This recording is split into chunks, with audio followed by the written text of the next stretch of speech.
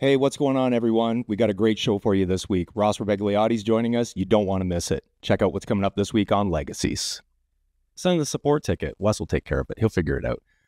But anyways, I'm like, oh, this is happening to me now. I was ready to like fly to Costa Rica like in the middle of the night and never surface ever again.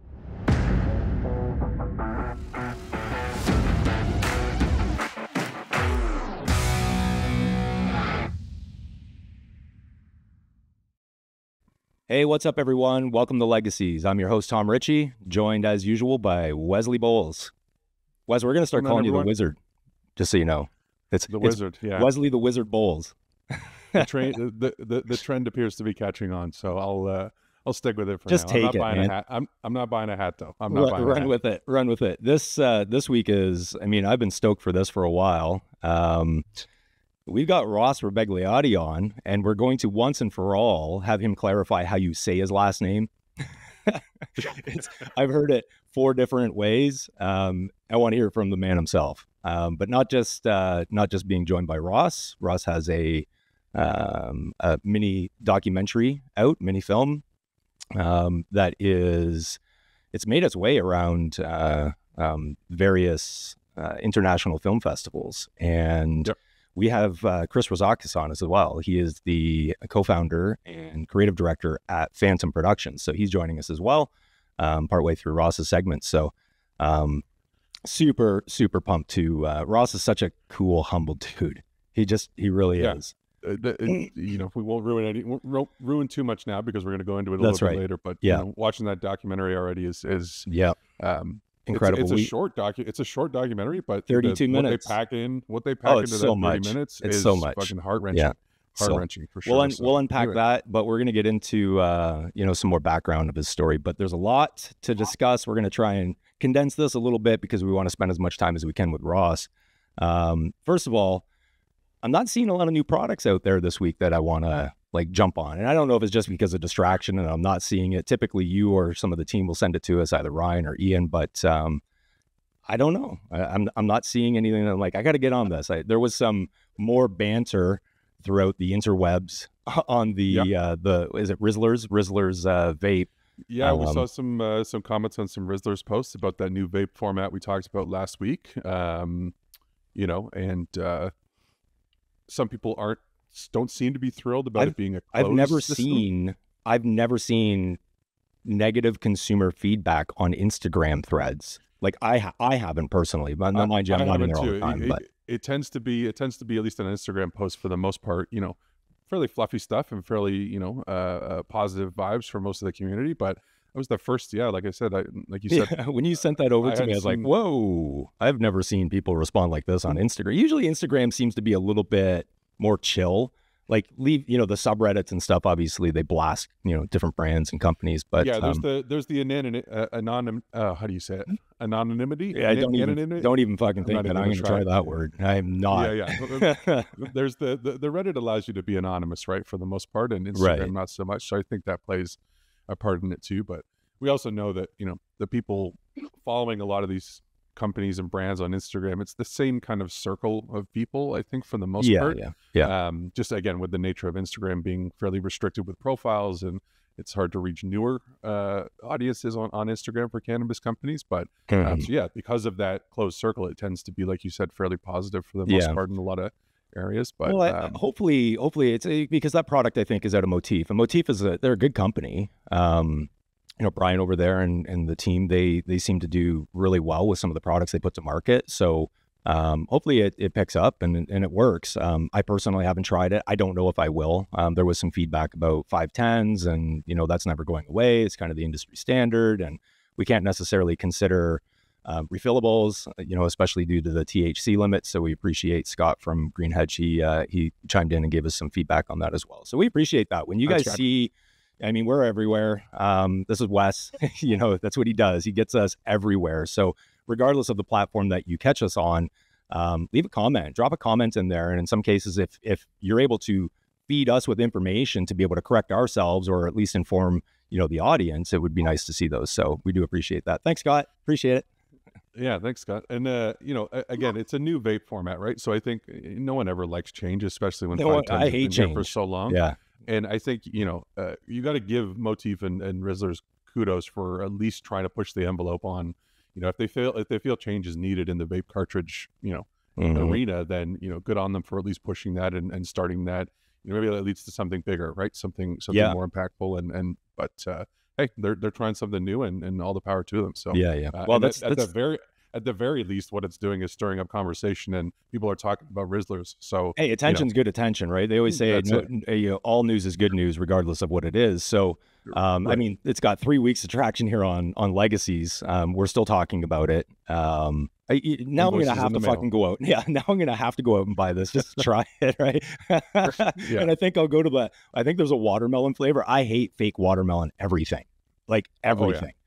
It's the same with strawberry, the fake strawberry. Yeah, there's some weird flavors out there. Yeah, too much. We obviously don't want to be the bearers of doom and gloom and bad news all the time, but the cannabis industry has suffered yet another black eye, and I don't want to get into the political venue of this, but Ms. Freeland seems to be an individual that is starting to be disliked. I'll say disliked across many industries. And in this case, as Deputy Prime Minister and Finance Minister of Canada, I think that we never want to, here's the thing, we never want to point the blame in one direction.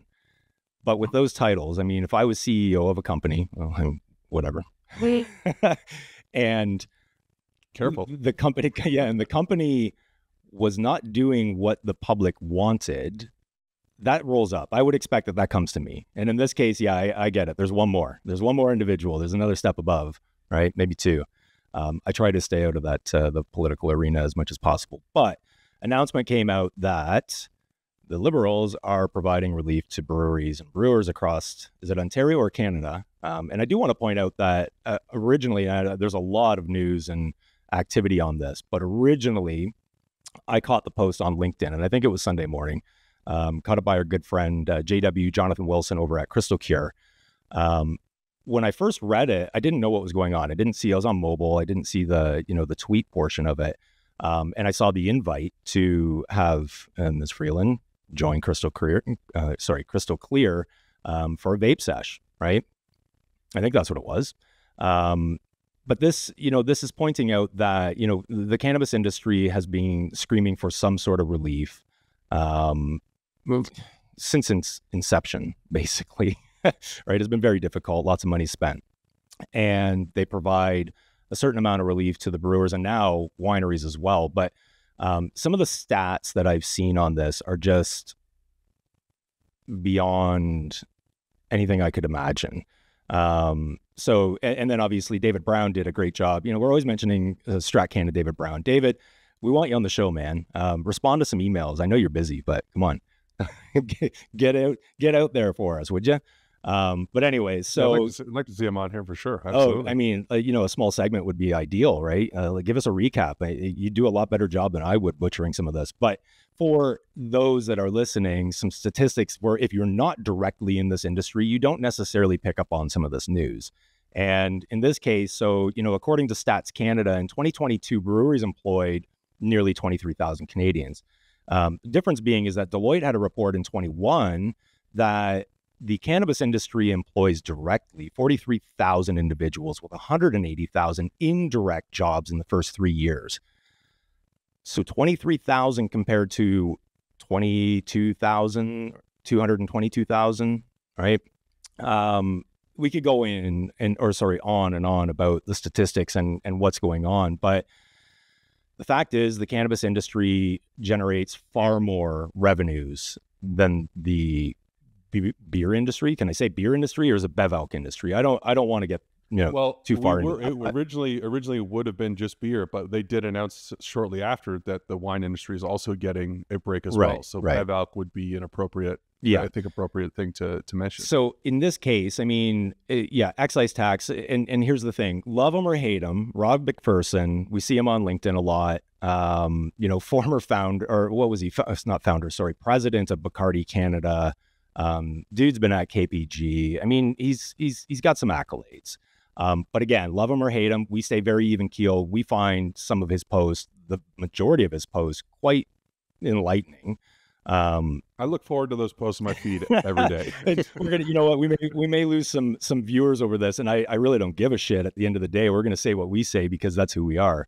But here's the thing: when it comes to Rob, he's not far off in a lot of cases. And one of the things that he had pointed out was the fact that, listen, excise tax and tax relief is not going to solve. It's not a fucking magic bullet, and he's right. And I know this from the early days of the industry when you remember, I was gone every other week. I was across Canada in facilities, helping them with their, their compliance and regulations and that sort of stuff. And, as an old asset manager working in a steel factory, I was a Six Sigma guy. So I understood efficiencies, and I could go into some of these facilities and go, oh man, they're not going to make it. Like they need to get way more efficient in their operations, or they're just going to continue to get screwed on their OPEX.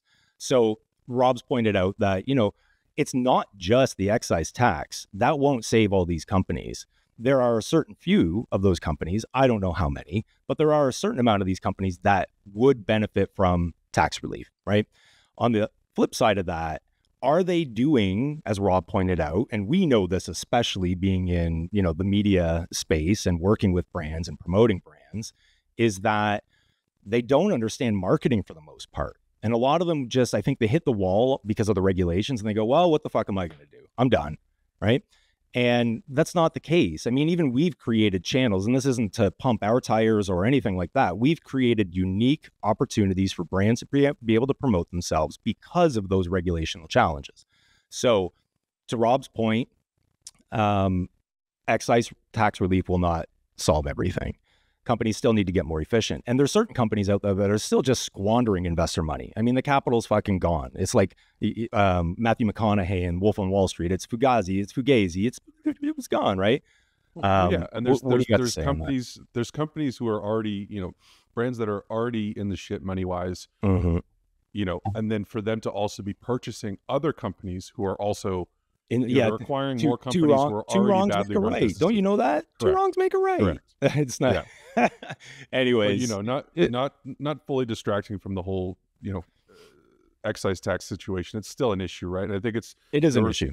It was kind of a 1-2, maybe even 3 punch over the course of the last week, where it wasn't just, that the alcohol industry was getting a tax relief, a tax cut, right? It was the fact that at the same time, the government also announced that they were making that call for that outstanding $200 million in excise tax that's yet to be paid by brands to be paid immediately. So you're signaling to alcohol, hey, you're getting relief when you're already taxed way lower. It's like 2% for most of these alcohol brands, compared to the cannabis industry. So not only are you announcing relief for them, you're ignoring the calls in the cannabis space and demanding that all of that outstanding money, that $200+ million, all be paid back. Yeah. And I think the worst part of all the excise tax stuff is that the money that gets paid back to the government, none of it's earmarked for anything. It's all general. Right. So none of it's marked for, for healthcare or for educational purposes or for let's pay their own fucking debt. They got enough debt. They're just, we'll throw it in this bucket and we'll pick away at it.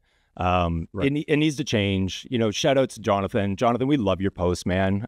There was something where you put out, if you're ever looking for another interesting guest, 100%. We're not doing this because we saw that. I caught your post on LinkedIn, which actually triggered me because I've been close to this for a while.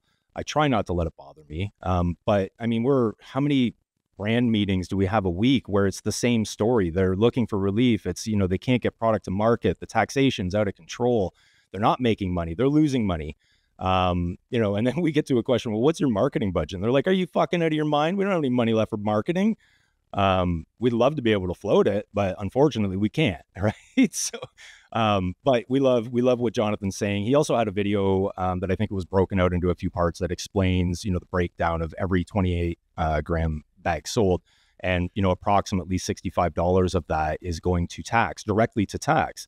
I don't know the exact figures. He's probably a lot closer to me or to it than I am. But I would suspect that he's probably not far off. So, Jonathan, we definitely want to have you on the show. Also an open invite, Rob McPherson, if he ever catches this, we'd love to have you on. I mean, open it up, man. This is a no filter fucking zone. So you want to, lambaste or lambaste some companies out there? so be it. We'll be careful, right? We're gonna do what we can. We don't go too far in one direction necessarily, but when something pisses us off, we're definitely gonna call it out. And this fucking pisses us off. This is ridiculous. Yeah, and I also don't want to be the kind of platform that we avoid certain areas just for the sake of potentially not upsetting some certain people. No, right? I mean we're not Howard Stern audiences, right? We're not Howard Stern, but I'm not afraid. I do love Howard Stern's. I've been toying with the hey now. I used to listen. You knew this. I listened to Howard all the time, right? Probably 4 or 5 hours a day with all my commuting. Love that fucking guy.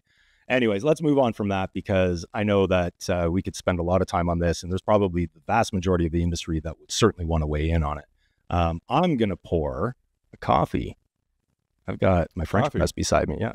So would this coffee happen to be from our first I'm going to Kintore coffee? You got it. So vendor partner, I haven't used this yet. This is, do I have to turn it? Hold on. Let me see. It's pretty fucking fancy though, isn't it? What kind of bougie mug is that? Isn't that nice? That's pretty fucking spectacular. So let's see if we can get this on there. Todd, I'm pouring this for you, buddy. So yeah, Todd over at Kintore Coffee, been in business a while. They have some fantastic coffee. It's the only coffee vendor we currently have on the High Flyer.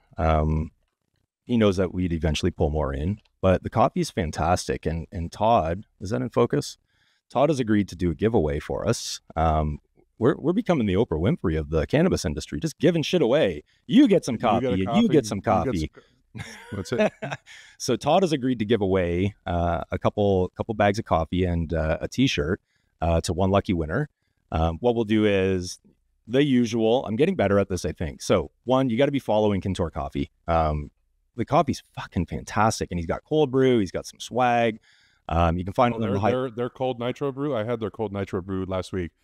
Oh my god, it's right. I know. If shipping wasn't a nightmare, I want that on the shop. Definitely, yeah. We'll figure that out. But I mean, if you're looking for Kintore Coffee, it's not the hardest to find. We can certainly find it on the highflyer.ca, and there's shipping across Canada.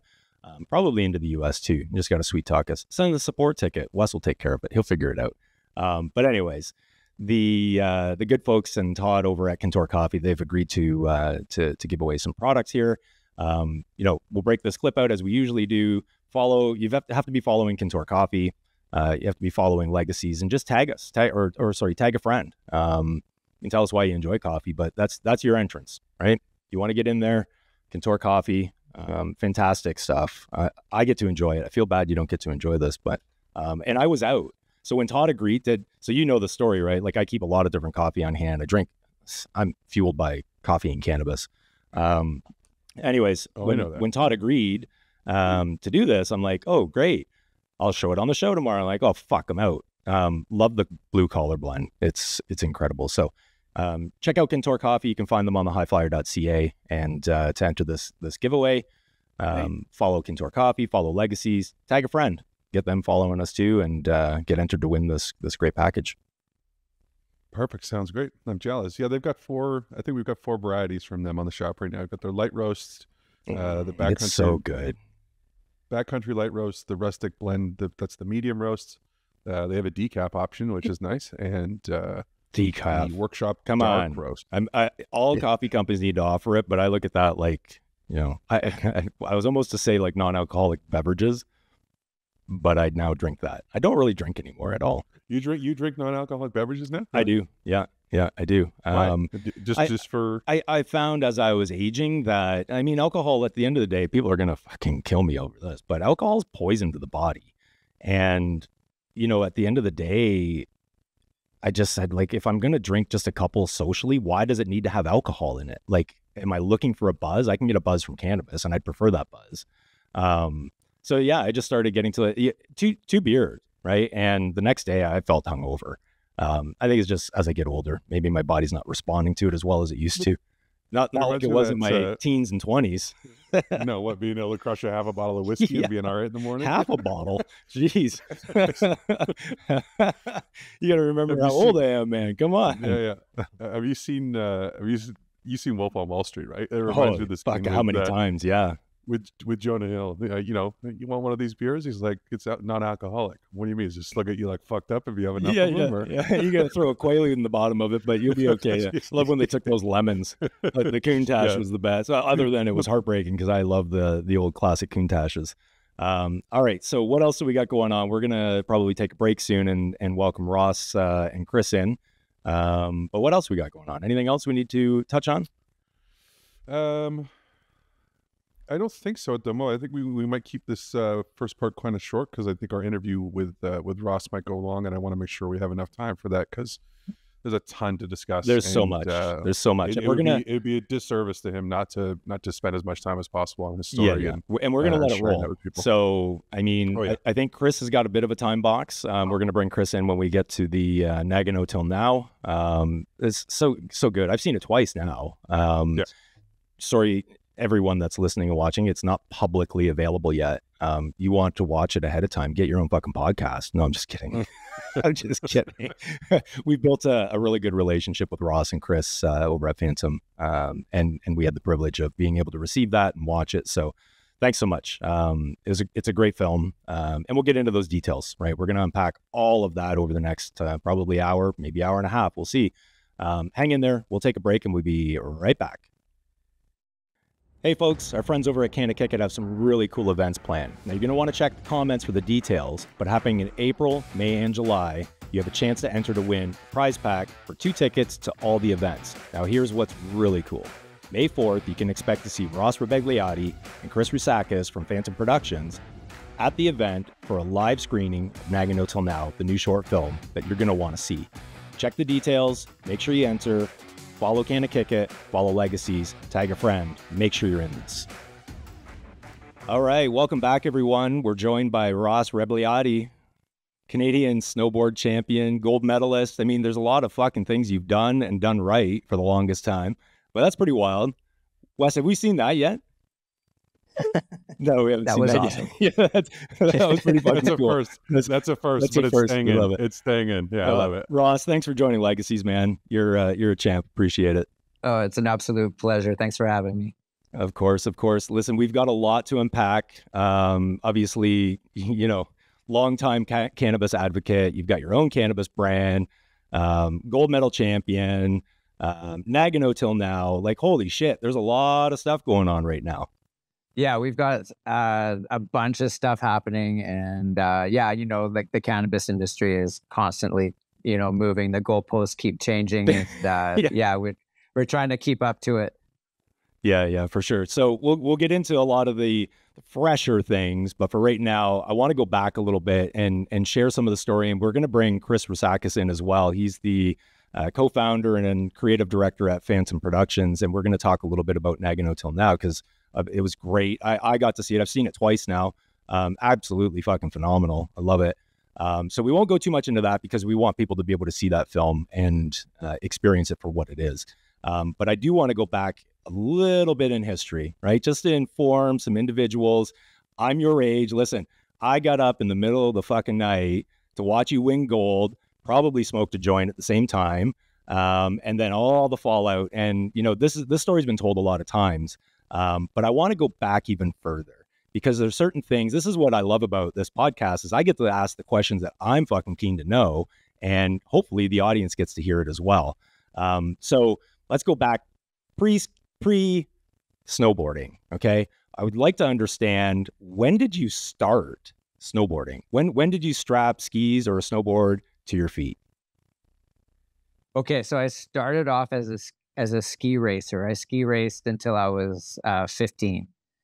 And It was 1987 when I was 15. And my buddies came back from visiting family down in Oregon, and they had snowboards. They each bought a snowboard. And this is this was during snowboard prohibition in Canada. So snowboarding wasn't allowed until the following year, but we didn't know that at the time that it was going to be allowed. We just was infatuated with the snowboard because we could skate in the winter. And Vancouver, we were skaters at the time, and so this was kind of like oh, wow, this is awesome. You know, we can totally skateboard in the winter now. So I quit ski racing, and my dad was so choked because, you know, a lot of like, you know, charity work and selling chocolate almonds to the neighbors and trying to raise money for the ski club. And all of a sudden I'm like quitting ski racing, which I was pretty good at. And, you know, by the time you're 15, you're getting somewhere in sport, right? So my dad couldn't understand it. And in any case, that happened. And I think I even spent a few days at my girlfriend's house at the time because my dad was so choked about it. Living in exile. But I was living in snowboard exile. So that was kind of like the beginning of it. And I think that made it even like more intriguing for me that, you know, as a 15-year-old, a teenager, like, you know, my parents didn't want me to snowboard, and it just made me want to do it even more. I didn't need any more motivation. Like, I instantly looked at the snowboard and I just had, you know, I couldn't wait to try it. The problem was I got my first snowboard that spring, and those ski resorts weren't even going to be open until the following, you know, fall. And so I was just like staring at this snowboard, strapping it on, rocking back and forth on it on the ground, trying to figure out what, you know, and then so you're that poor crazy. kid that gets a bicycle for Christmas. It's the same as getting a bike for Christmas and there's 2 feet of fucking snow. 100%. Just the opposite. So obviously then that was the beginning. So your parents obviously huge supporters of your competitive nature and activities. That, I mean, I get it. I've got, you know, kids of my own, age 20 through 15, and you know, my son is a competitive hockey player, or was. He's getting into that age category now where he's like, I'm not as interested as I used to be. So what was that like for your parents during that time to, you know, look at, they've put all this time and investment into you? Because there is a lot of fucking time and investment. You have kids now, you understand that. And then you shift. How good were you out of the gate on the snowboard? It was hard to say. I was the only guy on the, like, we were just fooling around at the local parks in Vancouver at the time because we weren't allowed up the chairlift or anything.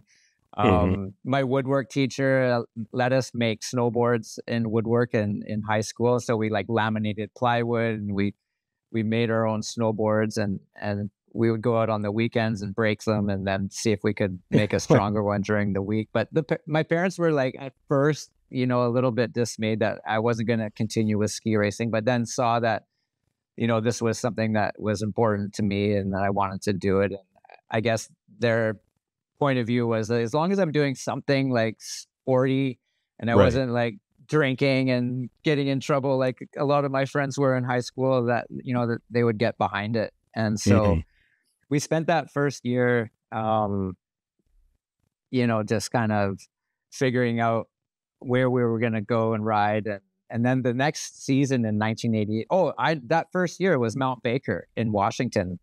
We would just go across, instead of going to Whistler or wherever, we would just go to Mount Baker, which was pretty much the same distance from Vancouver, where they did allow snowboarding. So for that first year in 87, we went down to Mount Baker a bunch of times. And then the following year, Blackcomb allowed snowboarding. Whistler didn't. A couple of other ski resorts like Cypress Bowl and Silver Star in the Okanagan allowed snowboarding. And so that was our first kind of experience up on the chairlift. And I took to it pretty quickly. Like I taught myself how to do it. There was no snowboard instructors, no snowboard shops. Right.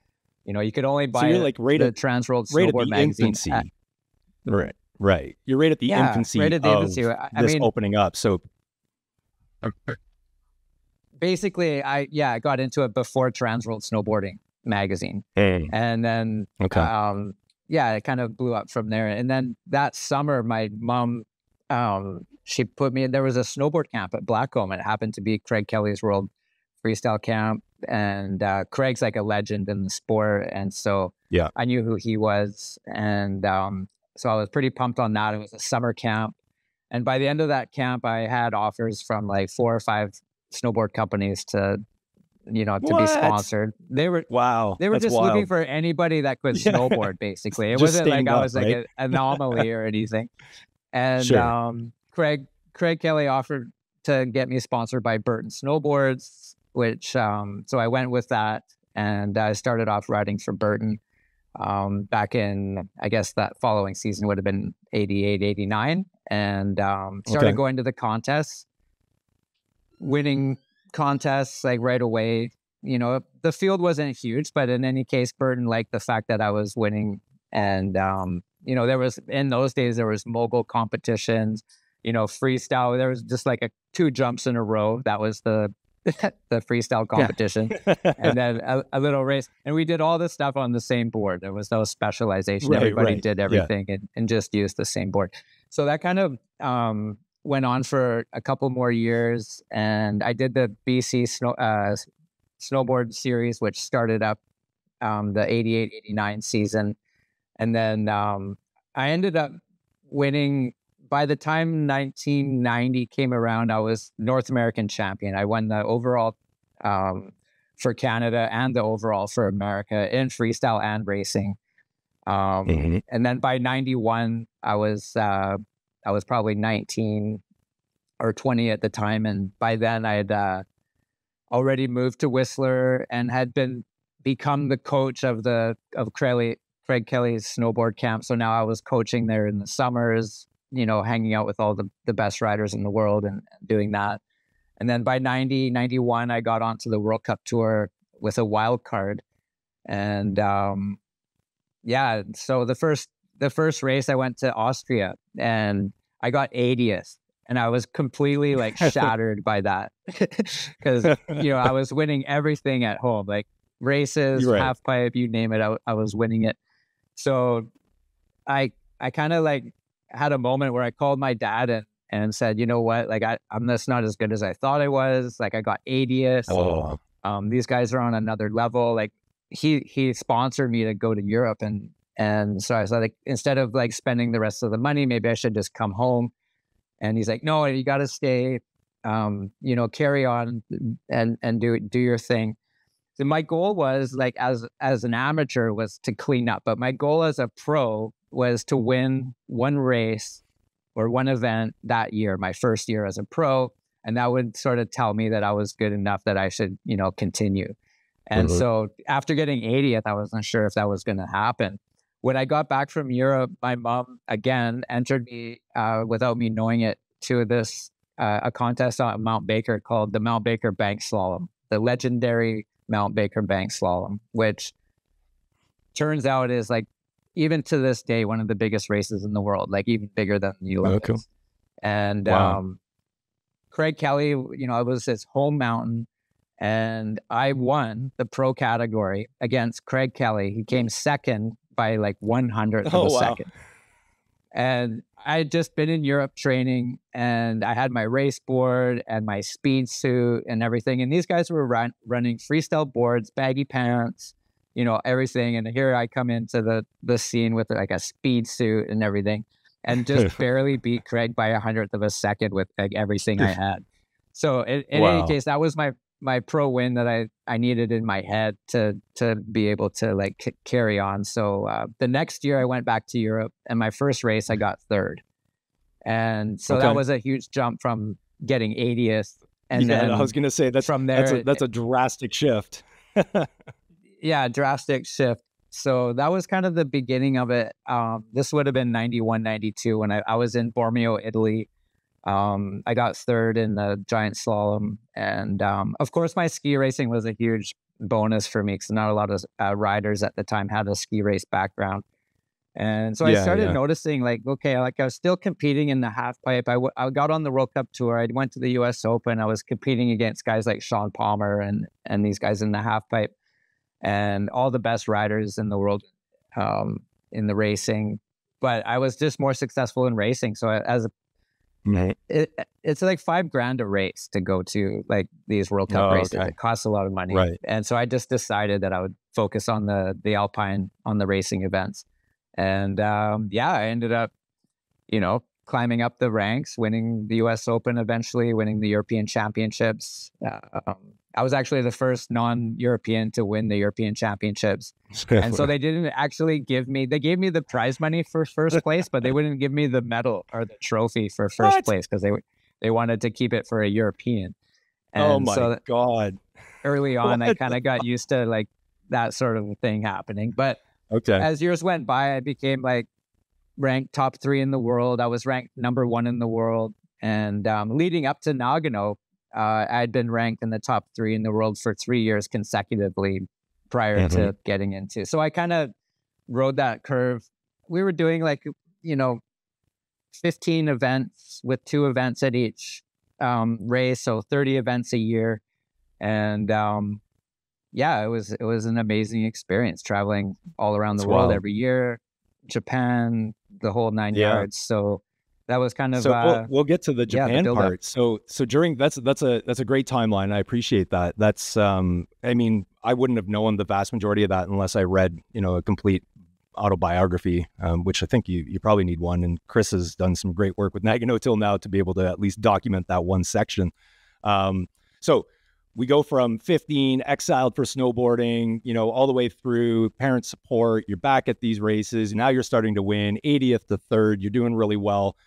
There's a few years in there, and one that I want to focus in on because you're a BC boy.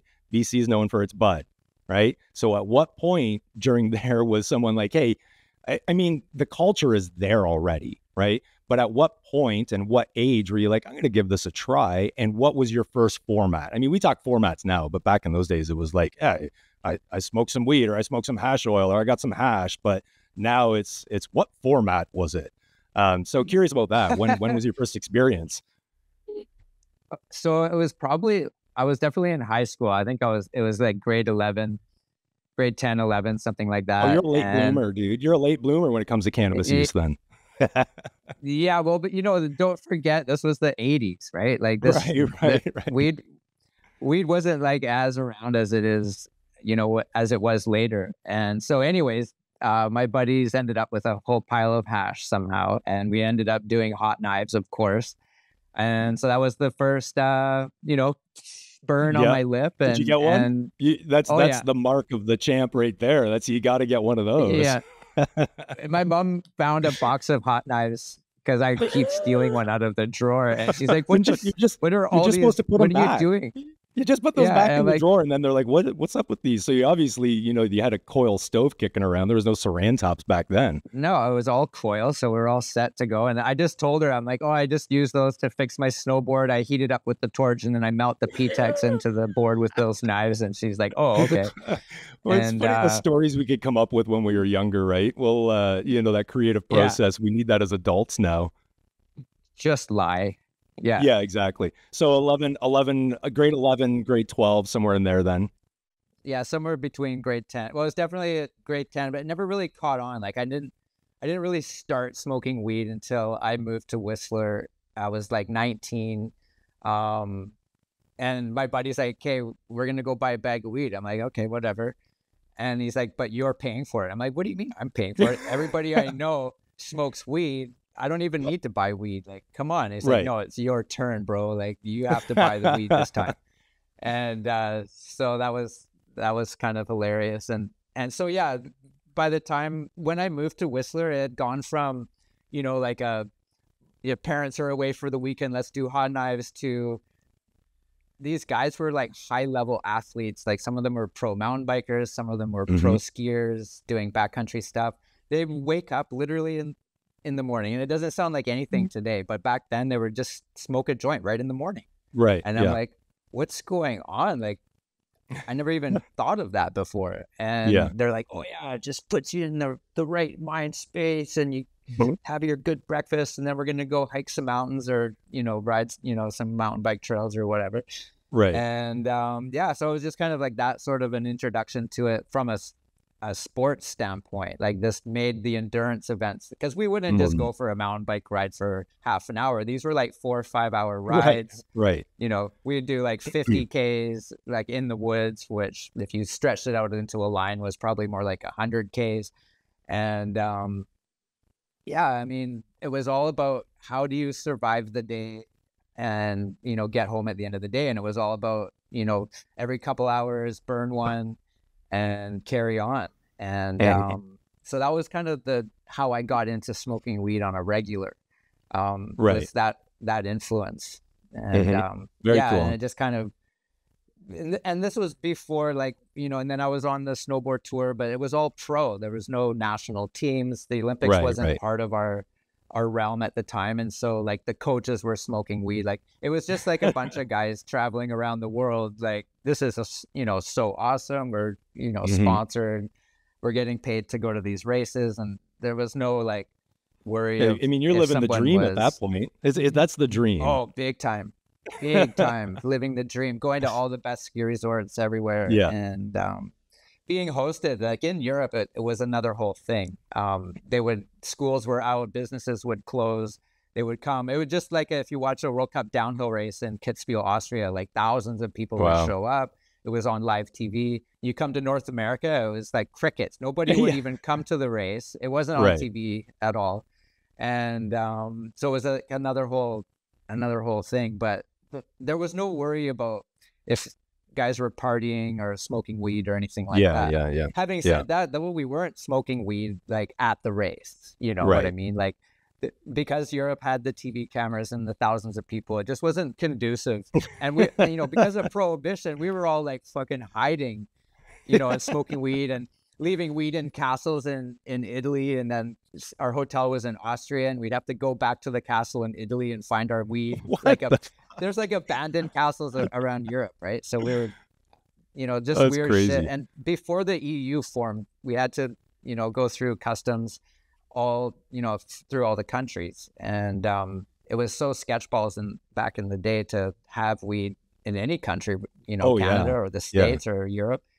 So we would just kind of work it that way. And it was fun. It made being away and being isolated, because we didn't have cell phones, we didn't have the internet or anything in those days. And the weed was really a way to cope with the isolation. And, you know, I remember one time that the team we're coming back from training from one resort. And so I caught a ride back to the house that we rented out in Austria in the middle of farmland, the view of the mountains.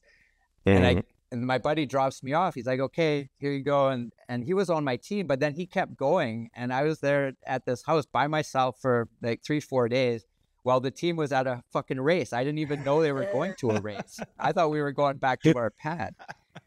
Anyways, I remember that just being completely by myself, not knowing where anyone was. There was no way for me to call anybody. So I just like have some few puffs, you know, and kind of keep my mental game alive, and helps pass the time. Weird. So you go through time and you go through all of this. You finally make your way to the Olympics, and again, I'm gonna avoid certain areas because I really want our audience and the vast majority of individuals to learn about your story and the Olympic story through Nagano Till Now. But I do want to touch on some areas of that. So you make your way to the Olympics. Again, I watched it.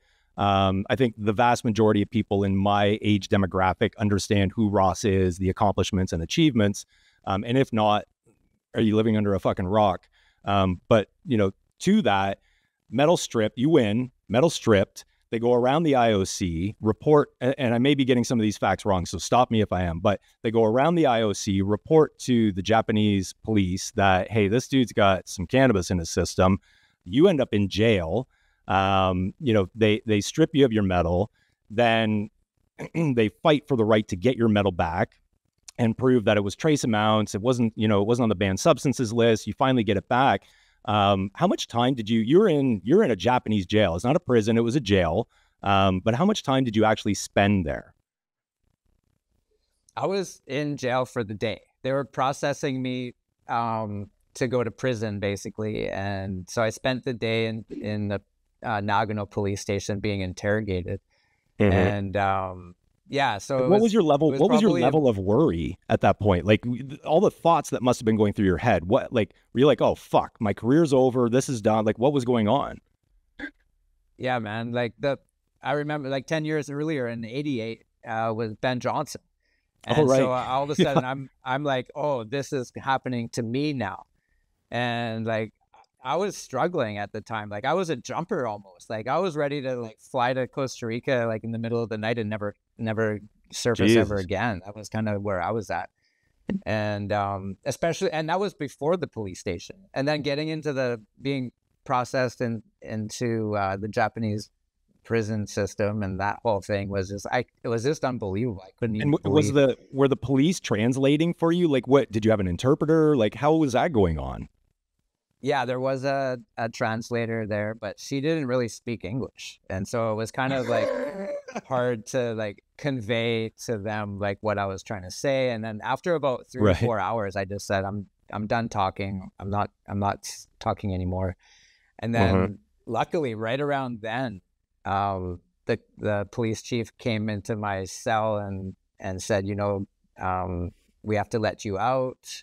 There's a decision was made to return your medal. We can't keep a official gold medalist in jail. It would be too controversial. And so they let me out of the cell, and I was walking through the hallway of the police station to the lobby of the police station, where all the Canadian Olympic Association people were waiting. Our CMP guy was there waiting for me and everything. And one of the protocols was that they weren't supposed to like let me go by myself anyway. They were supposed to stay with me, but they weren't allowed into the police station, like into the back of it. And so they were really happy that I was in their view and I was coming towards them, and that we got the medal back, and everything was, you know, seemingly happy. And there's a picture of me holding up the medal on the police, on the front steps of the police station. Nobody really knew in the media that that was the police station. Right. But it was, yeah, the medal all of a sudden, like, because I won it, and then the next morning was when this happened. So I didn't get a chance to really like process winning the Olympics before I had to start processing losing my medal. Yeah. And so by the time I got out of jail, the medal had taken on new meaning. Like it was a burden to me. Like I was like, this was a complete waste of my time. I spent so many years, you know, 10 years basically of my life dedicated to snowboarding and being the best and really, you know, going for it. And for what?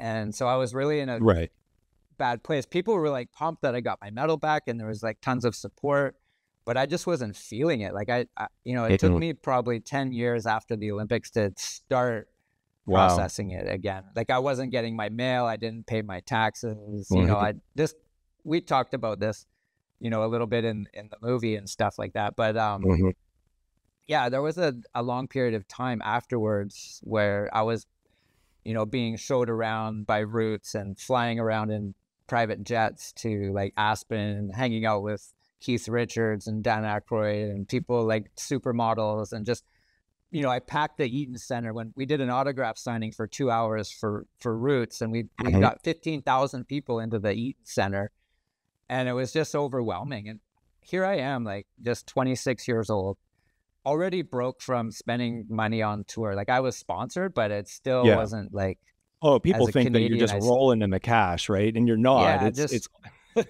they thought I was balling. And so I do these giant events, and, you know, there was literally thousands of people coming to these events. At the Roots stores, there would be like a lineup for blocks to get into the store to get an autograph. Yeah. But I get back to my little tiny apartment in Whistler, like flat broke. Yeah. And just kind of trying to figure out like if I'm going to make any money, if there's any endorsement deals. But because of the weed, like I actually lost sponsors, and I couldn't get like that notoriety from the corporate side of things to, you know, represent a company and stuff like that. So there was a lot of like trying to balance that. And so that's obviously, you know, and that sucks, because I could imagine, I've never experienced it at that level, but, you know, you get that excitement, joy, but then it's tarnished by something, and you can't enjoy the outcome of what you just achieved. And that's got to be really tough. Yeah, that was really the tough part. I was even like shunned by the snowboard community, and ended up having to retire the next season. But I don't want it to be like this, you know, sob story. It's just the way. No, I think that people need to understand. Yeah, for sure. And I think that's, you know, so there were statements, and I've seen them throughout different clips, and it's obviously in Nagano Till Now though as well. And you're at a press conference and you're like, I'm not changing my friends. Like, it's, you know, if this is who I am and you can't accept that, then basically fuck you. And I love that. Yeah. That alone was enough to see who Ross really is. And from that point forward, you basically became Canada's poster child for cannabis advocacy. Whether you thought that or not, it was at that point in time, I would say from that moment at that press conference, when you said that, that resonated with the individuals that support the cannabis industry. At that time, it was all black market.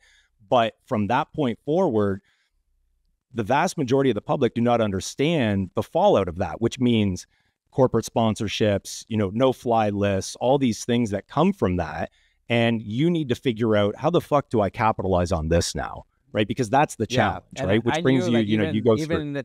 Even in the police station, when they left me alone for a while, I even had those thoughts like, okay, I know weed is good because I've been using it for 10 years already, on and off, and it's working for me. And at some point, it's got to, it's going to be legalized, and I'm going to be able to turn this around. Right. Now, at the time, the most entrenched activists would say that not in our lifetime. And so it wasn't really a guarantee that anything was going to come of it. But I did spend, 25 years like taking the interviews, when, people like Michael Phelps would get in the media for weed. I was the guy that goes on NBC to say why an athlete would use weed, because I had nothing to lose at that point. Where other athletes, they had corporate sponsors, they can't talk about weed. So I was like the go-to guy. So I took every opportunity to get in the media and promote cannabis from a health standpoint, and try to blow the stigma and the stereotypes out of the water as much as I could over those years. And I was saying weed was performance enhancing. I was saying it was family friendly. I was saying all kinds of things that were blowing people's minds at the time.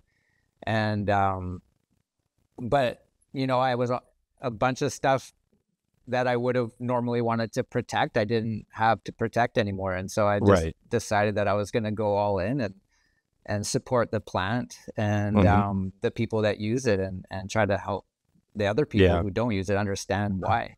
So that was kind of the mission. Yeah. And I think that's what, those because we talk legacy markets in this industry that's now regulated. And, even myself going back to the early days, MMAR, and I've said this a few times, and I think that people still don't even understand that, which is, the early days of legacy. We were licensed to grow for medical reasons, but we were dropping a lot of weed off. Yeah. Right. It wasn't all getting smoked. I had my MMAR and my ACMPR, I've had all of them. So yeah. But, so you go through all of these years of advocacy, you're, taking the interviews, you ultimately land on, I know you had accessories and you're building your business into Ross's Gold. And at some point you get crazy enough to go, I'm going to jump into this legal side, this regulated side of the industry with Ross's Gold to bring your product to market. What was that challenge at that point? We know the financial struggles, we know the setups and the deliveries and distribution and the marketing and all that, but what clicked in your head where you're like, no, it's time? Because I know you sat in the shadows a little bit for a while going, should we do this? But what was that like? Yeah. So prior to legalization, like we had the Ross Gold dispensary in Kelowna for a couple of years. It was super successful. We won best dispensary in BC 2 times. We had the line of glass already out, and that was enough stress as it was. We had it for 6 years, but when we launched the glass, Tommy Chong was just getting out of jail for having glass. And so even crazy? By having a line of bongs for me was like putting my neck out. But that's what I wanted to do. I wanted to put my neck out for the glass and to have the illegal store and everything, to not be the guy that jumps on the bandwagon when legalization comes. I wanted to be the guy that helped legalization come to be, and just show, like Ian Adamansing from the National did the National from my store. Wow. During Prohibition. I had the police chief, we had the fire chief, we had city council. This is what the future of cannabis looks like. This was in like 2017, right? But isn't it crazy how all these fuckers that were against it come around finally when, it's legal now, and now we're going to put arms around everyone that's going to see some sort of success. I mean, we had it in Ontario with Bill Blair, right? Police chief Toronto or whatever he was, always against it. And then all of a sudden he's investing into cannabis. It's like, fuck you. You were against it and arresting and jailing people over it. And now that there's an opportunity to earn money, you're in. Nah, I'm sorry. I don't have any respect for that. That's not cool. That's not cool. Like a lot of people, like even like one of the guys I grew for as a child was taken away from his parents, you know, because they were growing weed. And, you know, people just don't know that shit. Like kids were taken away from families because of this. And so there's been a lot of sacrifice by the players that, you know, were back in the day, you know, going for it. And I kind of put myself in that position too. I wanted to also be part of the movement towards legalization. And so when legalization finally came, like, we had the store and everything, and we decided that we were going to shut down everything. We stopped the glass, stopped the store, because we didn't know like if a brand would survive from prohibition to legalization without reemerging. So we decided to shut everything down. And then when legalization finally came, it was so tight that I couldn't even have a brand. Like you had to have a license for an LP. There was no micros. There were no dispensaries yet or anything. It was all online. And there was also rules against celebrities having, you know, promoting cannabis. And a lot of people told me that I couldn't do what I wanted to do. And I'm like, I did want to ask that question.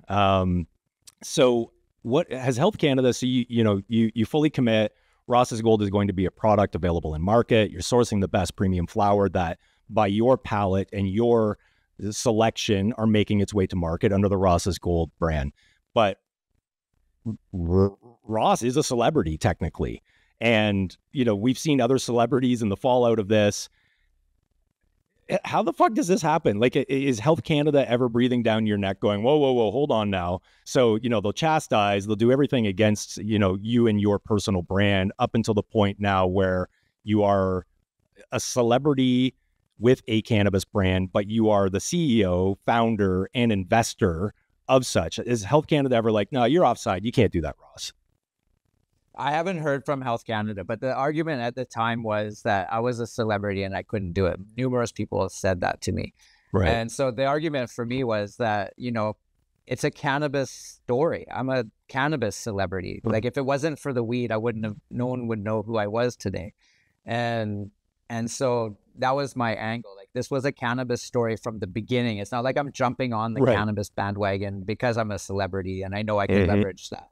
It was the other way around, you know, like weed came to me, you know, like I wasn't trying for this to happen. And anyways, that was kind of where I, you know, came to terms with it in my head and that's why I took those risks, because in my head, I didn't feel like, and anyways, what's a celebrity? Who says I'm a celebrity? You know, like, what does that even mean? Like, there's no like actual, you know, criteria. Where's the gauge? Yeah. What boxes are we checking to say, you know, so many appearances on this, so many of this, right? Yeah, I get it. I mean, you know, in the hearts and minds of myself and our audience, you're a celebrity. If Health Canada has a problem, they can call me because I'll fucking shut that shit down real quick. I happen to know the regulations quite well. But anyways, you know, so we go through all of this. Your brand is now in market. Love the fucking logo. It's absolutely beautiful. You know, reminiscent throwback to the, you know, the gold medal itself. You know, and so we go through all of this and we know the industry's challenging and we're going to probably dissect this for quite some time to come. But, you know, there's this opportunity where Chris Roussakis is in BC. You guys had, you know, been back and forth on Instagram. And he's like, hey, I've got this window in production where I can do something really cool with Ross. And this, you know, the plan is formed to do Nagano Till Now. How did that all come about? And before we get into it, let's bring in Chris Roussakis of Phantom Productions, co-founder and creative director. Chris, thank you for joining Legacies. Appreciate it. Nice to be here, guys. Thank you. Now, so for the audience, just so they know, Chris has been sitting in the green room watching this for the longest time going, when the fuck is this guy going to let me in? I've got a doctor's appointment today, right? Chris, we appreciate your patience and you're absolutely awesome to speak with. Help us understand where this came from. Like, obviously, you must have grown up around this story and knew of this story enough to be, because I think it originally started, correct me if I'm wrong, was something about the beret. They need to bring back the beret at Sochi. That's where it started. Walk us through that story and how that happened. Yeah, it was an Instagram post that I had, you know, obviously posted tagging Ross. It was the Sochi Olympics, and I was a little bit taken back by the outfits that they had the athletes walking out in. And I was just like, man, they got to bring back the beret. Like, how sick would that be? Take Ross, because he's the one that rocked it the best. And, to my surprise, Ross replied in an Instagram DM today thanking me. He's like, so open, eh? He doesn't care. He's like, yeah, I'll talk to you. I don't care. I'll talk to you.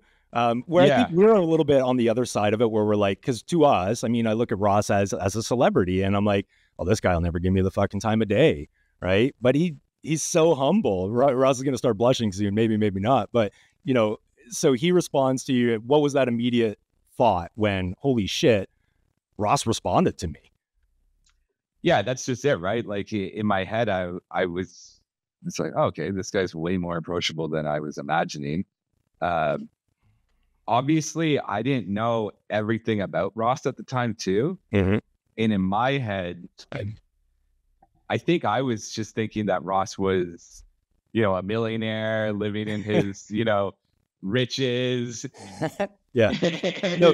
No time for me. I'm a nobody. Exactly. Yeah, exactly. Yeah, exactly. And not that he's not, but at the end of the day, it was a slow progression of us just hitting each other up once in a while, for what was like 3 years. Wow. So right? a relationship built on Instagram. Isn't that awesome? Instagram. So as much as we like to get mad at Meta, I mean, there is some good to it. Yeah. I think without that, this would not have been possible. I obviously didn't have his phone number. I didn't have his email. It wasn't like Ross had some agent that you could hit up and be like, hey, I got an idea for a documentary. Can you pitch this to him? Right. It was very much the connection was Ross and I, which is nice, because in situations like this, when you're trying to create a film, the less red tape, the better. Right. So, oh yeah, for sure. We were chatting about that a little bit before on, other productions you're working on. So you, sorry, I don't mean to cut you off. No, so you're in BC, Vancouver. Where were you at the time when you're like, I've got a gap in this production window. We need to make this fucking happen. I was in the airport in Ottawa. Okay. On my way to Vancouver. And the crew was with me. My producer, Kyle Smedziak, was sitting next to me. And I'm looking at the production schedule. I'm like, I'm pretty sure Ross lives near Kelowna, which is the last stop on the production tour that we had to go on for this commercial we were shooting. And I hit him up right there. Okay. And he was like, yeah, sure, we'll figure it out. And I had 2 weeks from the moment I was at the airport to the moment I saw Ross to figure everything out, right? So we would finish shooting this commercial during the day, and at night I was just consuming content that involved Ross, either from the Olympics or from his life now, and trying to figure out an angle for us to go with. We didn't know that it was going to be Nagano Till Now at that point, but through the access and success of the interviews that we had, we kind of left the situation being like, there's probably something here, right? And it wasn't really until we got in the edit suite and the editors started to piece things together that I was like, oh, okay, like this is actually something that we could you can market. Say it. It's really fucking good. You can say it. It's really fucking good. So we've got a clip. You were kind enough to provide us with a clip and access to be able to watch it ourselves. And I think I had mentioned it earlier. I've seen it now twice. So we're going to watch a clip of this. And then I want to understand, because we see these international film festivals, they're happening, but we don't know the process for that. And, how often did Ross need to be there or not be there, right? So let's take a look at the clip and then we'll come back to it. It was a big shift from what we were used to as athletes. Within the sport of snowboarding, we had the World Championships, we had the US Open, we had the European Championships, and those were like annual events and things like that. So all of a sudden we learned we were going to go to the Olympics in 1994, and it was 4 years out. It was like, wow, we're going to start training for a race that's in 4 years from now. So that was like a different way of approaching something. And then all of a sudden it made all of those other races just like training for the Olympics. Wow. I love the production quality of it. Like, what do you shoot that with, number one? Because when we wade into this podcast world, I'm like, Wes, what fucking cameras do we need? But anyways, I love the production quality. It's just so fucking good. Yeah, thanks. We actually, early on as a company, even prior to the company, I had a sponsorship with Sony. So when we started the company, they kind of said to us, listen, we don't sponsor companies, but we'll hook you up with gear for a little while. All right. So we're an entirely Sony company at that point, shooting on the FX9, FX6, and some nice clean glass in front of that sensor. Yeah, very cool. So you wrap this up. What is it? What are the next steps after that? You've got a fully produced. Can we call it a mini documentary? I know it's a short film. It's a short. It's a short. Yes. Okay, so we'll call it a short. Where does it start? Because now it goes on tour, right?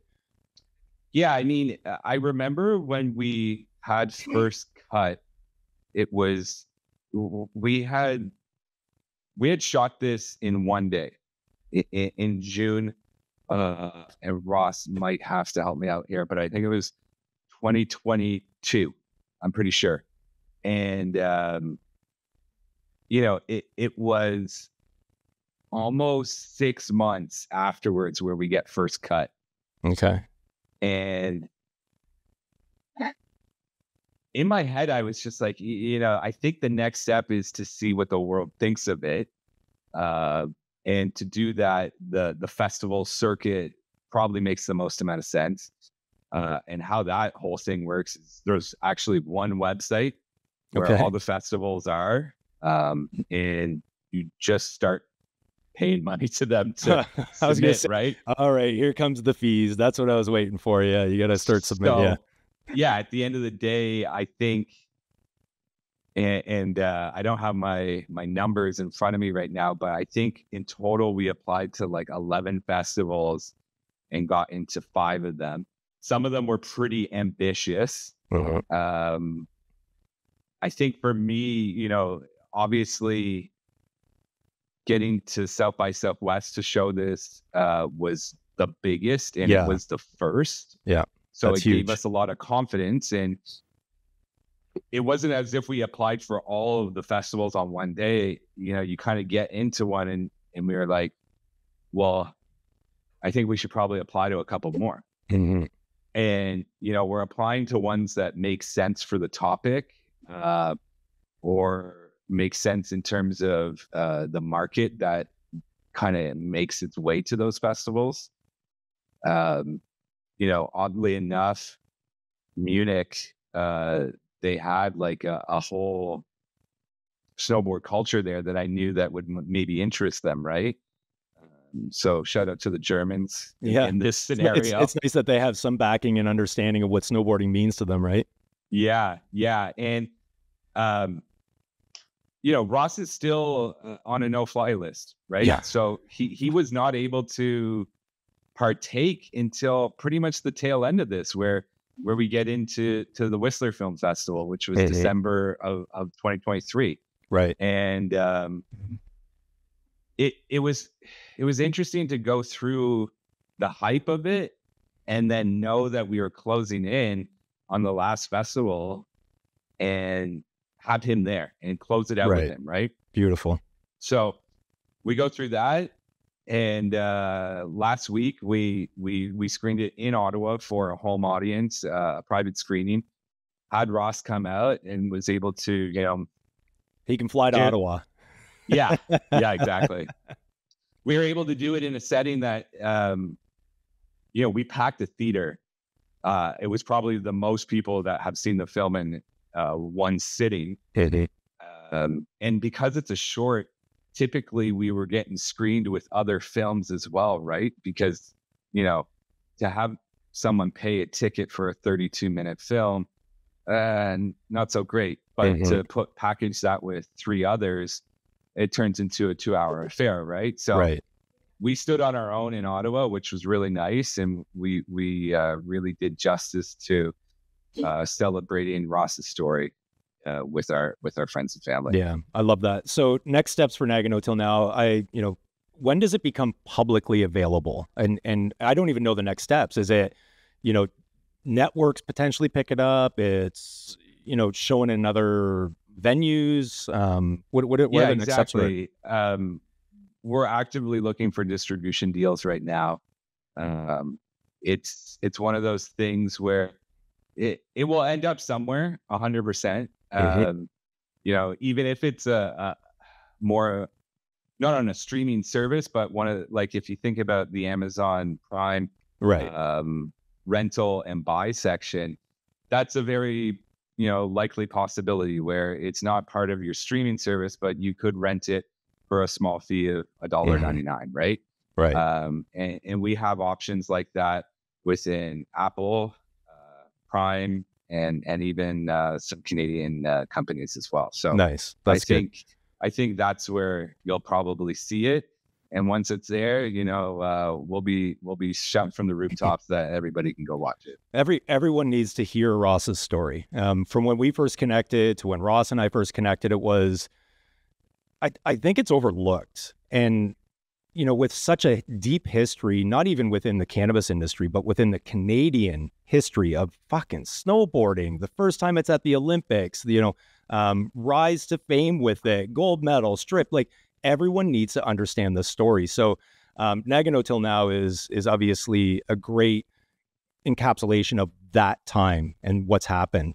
So everyone needs to see it as soon as it's available. Mark my words, you'll love it. You'll probably want to rewatch it.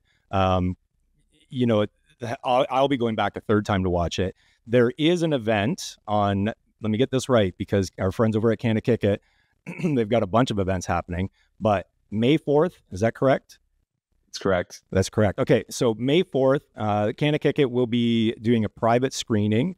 Tickets are available. There's a giveaway. We already talked about that. Make sure that you're entering to win that. It's a huge prize pack. Ross will be there. Chris, you'll be there. So private screening, but also there's bud tender sampling and sampling of Ross's Gold. And that's going to bring us to the product now, because we need to know, Ross, we need to get you more distribution and get out there more. I mean, let's go through a little bit of this, but back to the event for a quick second. May 4th, 6 p.m. till midnight, CannaKickIt event. Tickets will be available online. There's also a giveaway that we're doing. Chris is going to be there. Ross is going to be there. And I think there might be a couple other brands. The one we're going to focus on right now is Ross's Gold, though. Ross, help us. First of all, I'm really impressed that you remembered all that off the top of your head. You're crazy, really right? Good job. It circulates up in here, and then it percolates, and eventually it comes to something. So, Ross, right now, I'm going to see if I can remember some of the product, not SKUs necessarily, but Nagano 98 is available in Quebec. Is that right? That's right, Quebec. Okay, so we've got Nagano 98, we've got Black Diamond, we've got Red Chairlift or Red Chair, right? Red Chair. Are there other ones as well? Which ones are we? Walk us through your selection and where available. Yeah, so you're right. We have the Nagano 98 is in Quebec. The Black Diamond is in BC and Ontario. Then we have the Red Chair, which is just in BC. And then we have Organic Mango Gold, which is also just in BC. And those are all living soil, top-notch growers, micro growers. I think all of them, except for one of them, are legacy growers. And the Red Chair is a hybrid named after the first chairlift on Whistler. Black Diamond is an indica, and Mango Gold is a sativa. And so we got all three of those going. We've got a bunch more strains coming down the pipeline. And we're looking at getting the distribution more out to Ontario and across the country. And we're doing the best we can. It's tough. It's tricky, and a lot of my producers just don't have the volume that I need for these central deliveries, like to the OCS or the BCLDB. So it's tough for me to get that much product fronted to me. You know, so, but we're working on it, and we're growing, you know, slowly. I need to get out on the road and get behind the brand, and we've got a cool plan to get a Mercedes motorhome and wrap it, and I can do like some cool stuff in the summer, go to the ski resorts and go skiing and snowboarding with the bud tenders and so forth. So we got some cool stuff coming. Sounds like there's an opportunity for a red beret SKU is what it sounds like. A red beret SKU, making its comeback. Yeah, 100%. No, that'd be wild. Those are, you know, I think we do want to see that. So, you know, there's obviously general listings available throughout Ontario. I think is it a flow through item in Ontario right now through OCS, or is it a GL? Yeah, I think they just went, I don't know, they changed the rules again. So we used to have to go through like one system that was complicated and cumbersome and right costly. And now I think it's on flow through.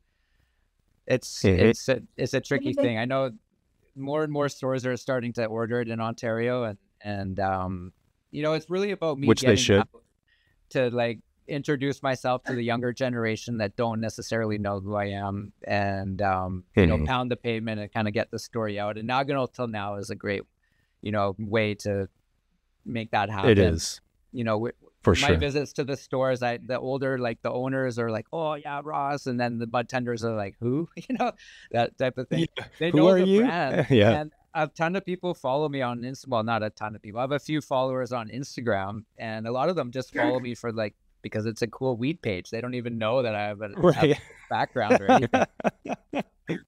Yeah, but hey, that's not a horrible thing either, though, right? And I think that, you know, through the efforts of Chris and his company and Phantom Productions, Nagano Till Now will be that. Anyone that is in the snowboarding scene will want to see this, and they'll be like, holy shit, we didn't even know. And then explosive growth for the brand, hopefully. And it sounds like you've got some really cool marketing ideas that you'll be able to get out there and somewhat skirt the regs a little bit. Obviously, you know, that's a challenge as well. But anyways, I think we got to get Chris to his doctor's appointment, number one. Make sure that's good. Gents, it's been an absolute pleasure having you on. We'll continue to build this relationship. We'll be at the CannaKickIt event with you guys on May 4th. We're looking very much forward to that. Don't forget, there's a giveaway that's happening. You need to be entered to win. It's a huge prize pack. There, you know, 420 event, May 4th event, plus the July event. You get to win that. But Ross, absolute pleasure. You're a fucking legend, dude. And I really appreciate your time today. Chris, all the best. We'll be in contact too, because I know that there's still a lot of things that are happening. That's a fucking cut. How do I get Wes?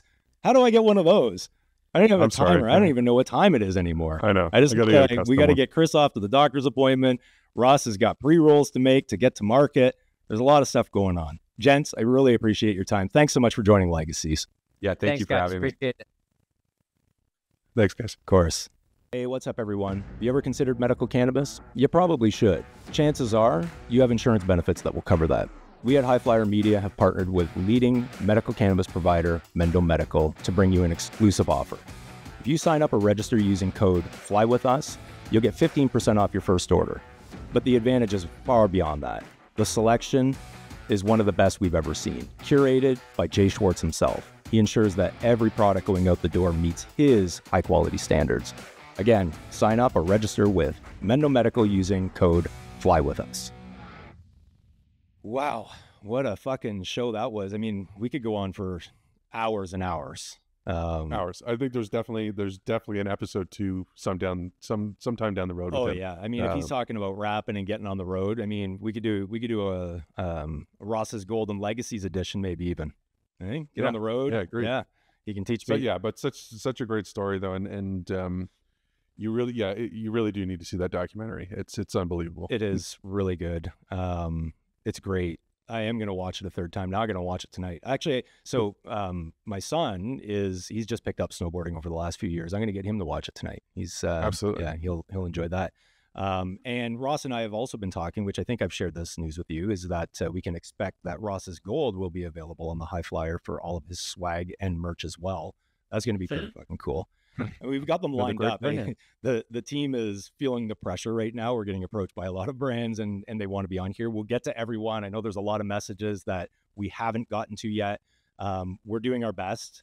We are a smaller team, but we're growing. We're continuing to grow. And, you know, obviously this helps, and the presence helps quite a bit. But we're looking forward to that, having Ross's Gold. But so we should also remind everyone 2 giveaways this week, right? We've got our friends over at Kintore Coffee giving away a couple bags of coffee and a t-shirt. Make sure you're entered for that. We also have our friends at CannaKickIt, which are doing a huge prize pack, 2 of them, in fact, with 2 tickets each to their, let's see, I'll get this right. Okay. You got it. 420. So that event, the May 4th event with the private screening of Nagano Till Now, both Chris and Ross will be there. And then, of course, I think it's a 3-day event in July. It's like an arts and music festival. Arts and music festival. That's right. Yeah. Yeah. So make sure you're watching for those opportunities to enter, and it's just going to be awesome. I think I'm feeling like Oprah sometimes. It's just not giving everything away for free, but one day. One day. Anyways, great show. We'll have Ross back on again in the future, I'm sure. For now, this week, thanks for joining Legacies, everyone. We appreciate your time. See you next week.